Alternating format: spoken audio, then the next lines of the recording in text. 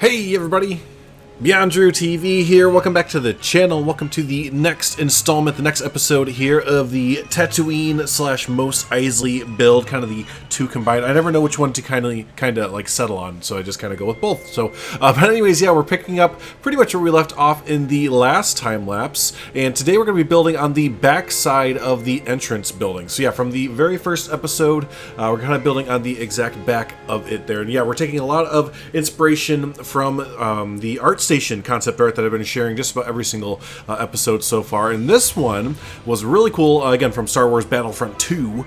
This is a really cool concept art of a marketplace, and yeah, just really liked how the marketplace looked with all the fun little details throughout it, and yeah, it was kind of covered with some shade, some fabric structure that looks just like the, I think it's from the Arctic pack that we usually use. It's either the Arctic pack or the base game Africa pack, but either way, yeah, it looked like a really fun build to add in. So with that is what we're going to go ahead and tackle today. So yeah, the first little bits that we're doing are just kind of filling in the archway gaps here with the mud wall sections, and it's funny because we have this brand new, I can't remember if I've mentioned this on a time lapse or not, but we have this brand new plaster set, which is really cool, and I've been using it for some of the window inlets and different little bits like that, but for the most part I've been using this mud texture wall set, which someone on, or it was Eben on the Bro Nation was saying that, like, yeah, Frontier gives us a brand new plaster wall set that's amazing and everything, and then there's me who's using the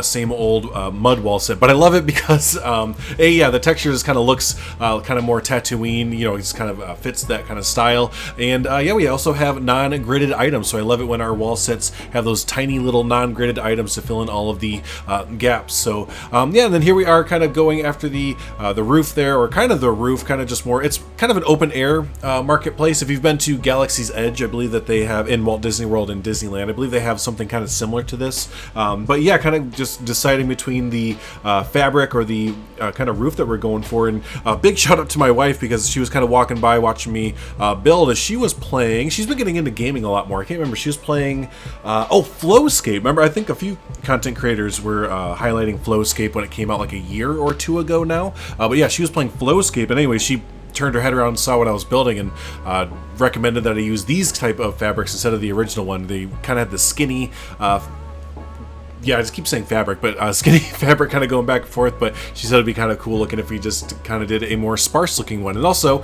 that gave me a opportunity to use the new rope that we got from the Africa pack, and I think it's really cool because it is flexicolor, and you know me, I'm always harping that we get more flexicolor type stuff in the game. Whenever we can get that, the better. So yeah, I really like that we were able to use the rope and make it look just very cluttered. They were really harnessing the Beyond Wolf Nature Preserve detail-oriented type build here. So yeah, the more kind of again, just clutter and jank and you name it that we can kind of throw into this marketplace type build, the better. So that was really great. But speaking of those ropes, and I can't remember if I mentioned this before, but it would be so great, and I think every content creator and more, you know, just the regular Planet, you know, just the normal Planet Zoo player has mentioned it would be great if we had some straight sections for those ropes. It's so weird that, so the pieces, the sets that we get from Frontier, sometimes they give us like the full set, like for the ropes, you know, we have almost the entire full set with the ropes, but you know, we're just missing the straight pieces. It's like, why not? I can has straight pieces as well. You know, it's like, oh, why give us just the curved ones when the other rope set has, you know, the regular whatever. But it's just one of those things that makes you kind of scratch your head and hope that maybe they'll add it in a little bit later. So and then as we kind of move on forward with the marketplace build, we might kind of cut a little bit short with it. There's about 11 or 12 minutes, can't remember, about that much of time lapse, and a lot of it is really like you're seeing now, and for me at least, kind of being in these tight little spaces, doing a time lapse and kind of moving the camera around, which I do. I'm trying to be mindful when I'm building to keep the camera kind of more still and not move it as much as I can. But when you're in these, again, interior builds or just really tight, cramped little builds, it's really hard to keep the camera still to you have to kind of do what you need to do. So depending how the footage looks, we might go ahead and cut to a real time and just kind of show it off when it is all finished up there. So, but yeah, as we're moving forward, I got to use a lot of the North Africa pack.